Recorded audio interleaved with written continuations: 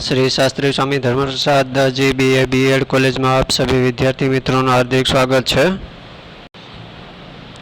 छात्र और छात्राएं, कल हमने SYBA सेमेस्टर 4 गौण 2 हिंदी दिव्या उपन्यास के कथा वस्तु भाग 1 के बारे में अभ्यास किया था। आज हम दिव्या उपन्यास कथा वस्तु भाग 2 के बारे में अभ्यास करेंगे। ध्यान से सुने। अपनी उद्विग्नता और शिथिलता को दूर करने का उपाय दिव्या को पृथुसेन ने वार्तालाप करके अपने मन की बात कह देना ही उचित प्रतीत हुआ। अतः वह छाया को साथ लेकर मल्लिका के समाज में जा पहुंची। मल्लिका उससे मिलकर बहुत प्रसन्न हुई और उसे बहुत दिनों के बाद आने का उपलाभ भी दिया। वास्तव में दिव्या का वहां आने का अभिप्राय नृत्य अथवा संगीत न होकर पृथुसेन से भेंट करना था। जब तक पृथुसेन नहीं आया, दिव्या की आंखें उसी को खोजती रही। पृथुसेन समाज में विलंबन से आया। वह निरुत्साहित सा मौन बैठा रहा। अंत में दिव्या की पृथुसेन से भेंट हुई।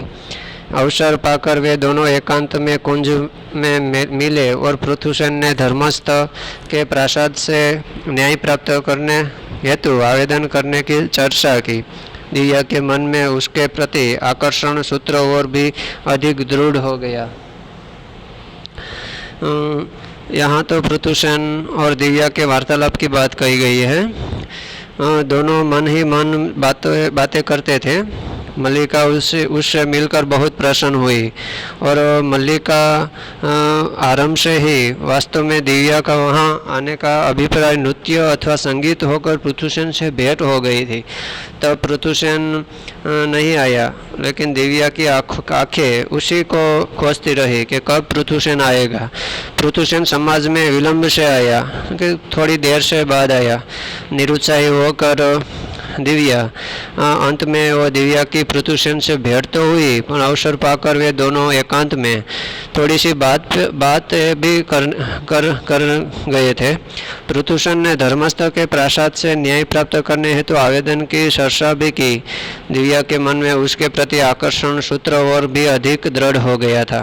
प्रेस्थ पृथुसेन का पिता प्रेस्थ यवनराज मिलिंद के साथ ही यवन देश से आया था। वह दास होते हुए भी महाराज का विशेष कृपा पात्र था। राजकीय दास होने से उसकी स्थिति अच्छी थी। महाराज मिलिंद ने संसार त्याग करते समय प्रेस्थ के दासत्व से मुक्त करने के साथ साथ अनेक बहुमूल्य अश्व दिए थे।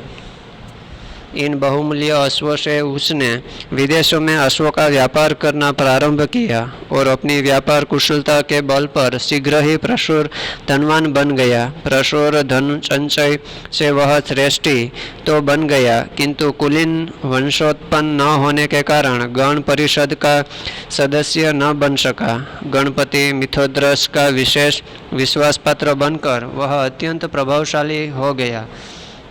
महासेनापति मिथोद्रस का एकमात्र युवा पुत्र कालकवलित हो गया था।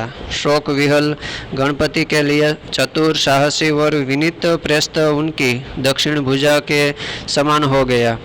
प्रेस्थ ने अपने पुत्र पृथुसेन को अभिजात वंश के कुमारों की भांति पालकर उसे अभिजात वंश के योग्य शस्त्र और शास्त्र की शिक्षा भी दी थी।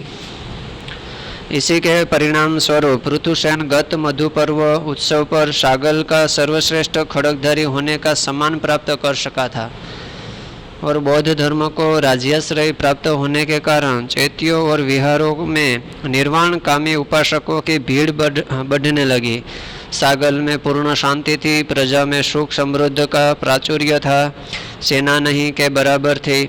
ऐसी परिस्थिति में सागल पर युद्ध के काले बादल मंडराने लगे। केंद्रस ने सागल को पराजित करने के लिए प्रस्थान किया है। यह सुनते ही सागल नगरी का जनसमूह भयभीत हो उठा। जनता को युद्ध विजय की आशा नहीं थी।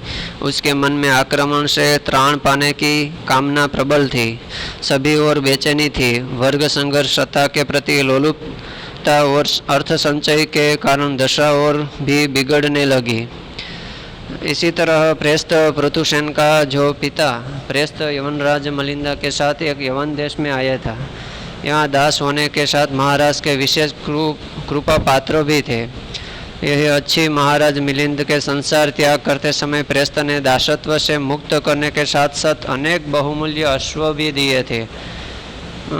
इसके साथ प्रेस्त ने अपने पुत्र पृथुसेन को अभिजात वंश के कुमारों की भांति पालकर उसके अभिजात वंश के योग्य शस्त्र और शास्त्र की शिक्षा भी दी थी। इसी परिणाम स्वरूप पृथुसेन गत मधुपर्व उत्सव में सागल का सर्वश्रेष्ठ एक खड़गधारी होने का सम्मान भी प्राप्त कर लिया था। तो समाज में व्याप्त अवस्था एवं विलासिता के आधिक्य से पृथुसेन अत्यंत शुद्ध था। उसके पिता प्रेस्त ने उसे उत्साहित किया, किंतु विश्वास और कृपा की भिक्षा मांगने जाना उसे उचित प्रतीत नहीं हुआ। दिव्या में भी उसके प्राण लगे रहते। वह दिव्या को लेकर ऐसे देश में चले जाने की कल्पना करता रहा था जहाँ वर्ण भेद का पाप न हो और जहाँ पुरुषार्थ तथा प्रतिभा को पूर्ण सम्मान प्राप्त हो सके। एक रात्रि पृथुसेन नगर के सामान्य निवासियों के भावों को जानने के लिए तत्ववायों की वीथी से गुजरा। लोग मद्य पीकर अट्टहास कर रहे थे। निर्धन लोग युद्ध के नाम किए जाने वाले धन के शोषण का रोना रो रहे थे। उनके संतरास और चिंता के भाव नशे में उनके मुखों से फूट रहे थे। अभिजात वंशीय सामंतों द्वारा सेना में बलात् भर्ती किए जाने से वे लोग शुद्ध हो रहे थे। भद्र राज्य से पलायन करने में ही उन्हें अपना भला प्रतीत हो रहा था। ऐसी स्थिति में युद्ध में कदापि विजय नहीं हो सकती। इस निश्चय है पृथुसेन की व्याकुलता और भी बढ़ गई और वह दुखी मन से अपने आवास में लौट गया। कई दिन भी दौड़ धूप मंत्रणा और परामर्श के फलस्वरूप गण परिषद एकत्र हुए। रात भर गण परिषद का विचार विमर्श चलता रहा। प्रातःकाल राजकीय घोषणा की गई कि गण परिषद के गणपति और महासेनापति मिथोद्रस ने युद्ध के संक्रमण काल में शासन के सब अधिकार स्वयं संभाल लिए हैं। नई व्यवस्था की आशा में प्रजा का विचार और व्यवहार बदलने लगा। आचार्य प्रवर्धन। नई व्यवस्था के अनुसार सागल नगरी में चारों ओर युद्ध का वातावरण बनने लगा। पथों और वीथियों पर सशस्त्र सैनिक पहरा देने लगे थे। गण परिषद संवाहक अग्रहारा आचार्य प्रवर्धन के पुत्र को सागल नगर से 2 सहस्त्र दिवस का निर्वासन दंड भी दिया गया था। रुद्रधीर के निर्वासन के समाचार से ब्राह्मण धर्म समर्थक सामंतों और सामंत पुत्रों में विक्षोभ की लहर दौड़ गई। अपने वर्ण और कुल का अपमान सहकर धर्मस्थान से जीवित लौट आना रुद्रधीर के लिए मृत्यु पीड़ा से भी अधिक असह्य हुआ। वह निरंतर आत्महत्या और पृथुसेन की हत्या की ही बात सोचता रहा। दिव्या के आकर्षण को मन में दबाए हुए रुद्रधीर ने प्रातः होने से पूर्व ही मद्र की सीमा को छोड़कर मगध की ओर प्रस्थान किया। उसके सब मित्र उसे नगर द्वार से एक योजन तक विदा करने आए। इसके बाद आचार्य प्रवर्धन के बाद आत्मसमर्पण। नई व्यवस्था में गणकोष और रण सामग्री के आयोजन की व्यवस्था का कार्य महाश्रेष्ठी प्रेस्त को सौंपा गया। सैन्य सदान की आयोजना का भार महासामंत यवन ओक्रिश को मिला।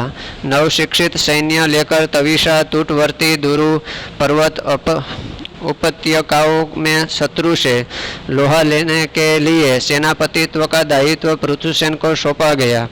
नगर और प्रदेश की आंतरिक व्यवस्था का उत्तरदायित्व महापंडित धर्मस्थ को प्रदान किया गया। नई व्यवस्था से जन समाज का निरुत्साह भय एवं त्रास शीघ्र ही दूर हो गया और जन में संग्राम का उत्साह उमड़ पड़ा। सेना में स्वेच्छा से भर्ती और शस्त्रों का निर्माण कार्य प्रचुर मात्रा में होने लगा। सेनापति पद पर नियुक्ति के कारण पृथुसेन अत्यंत व्यस्त हो गया। इस व्यस्तता के बीच भी उसने अवसर निकालकर तात धर्मस्थ के सम्मुख उनकी प्रपौत्री दिव्या के साथ पानी ग्रहण का प्रस्ताव रखा। धर्मस्थ ने इस प्रस्ताव को समयानुकूल न मानते हुए पृथुसेन को समझाया। वत्स, इस समय तुम एक महान कार्य का उत्तरदायित्व लिए हो। सभी प्रसंगों के लिए काल के अनुसार अवसर होता है। दिव्या के प्राण की पृथुसेन से अटके हुए थे। पृथुसेन की प्रतीक्षा में उसे 3-4 दिन बीत जाते। अधीर होकर वह प्रस्थ के प्रासाद में पहुंचती तो पृथुसेन के माता पिता उसका हार्दिक स्वागत करते, परंतु पृथुसेन न मिलता। व्यवस्था पूर्ण कार्यक्रम में से कुछ समय निकालकर पृथुसेन जब भी दिव्या से मिलता तो उसे अंक में लेकर आश्वासन देते स्वयं विहल होकर दिव्या का आश्रय ढूंढने लगा। पृथुसेन दिव्या को गूढ़ आलिंगन में लेकर उसके केशों, अश्रु सिक्त नेत्रों और कपोलों को चूमकर उसे सांत्वना देने लगता। दिव्या का कहना था कि पृथुसेन के अतिरिक्त मैं किसी से विवाह न करूंगी। इसी तरह दिव्या और पृथुसेन का जो मिलाप होता है 3-4 दिन बाद पृथुसेन की प्रतीक्षा में दिव्या अंत में पृथुसेन से मिलती है। बाद में पृथुसेन जब मिलता है तब दिव्या कहती है कि मैं पृथुसेन के सिवा और किसी से मैं शादी नहीं करूंगी, विवाह नहीं करूंगी। हाँ तो छात्र और छात्राएं, हम यहाँ दिव्या उपन्यास कथानक कथा वस्तु भाग 2 के बारे में अभ्यास किया था। अब हम कल कथा वस्तु भाग 3 के बारे में अभ्यास करेंगे। अस्तु।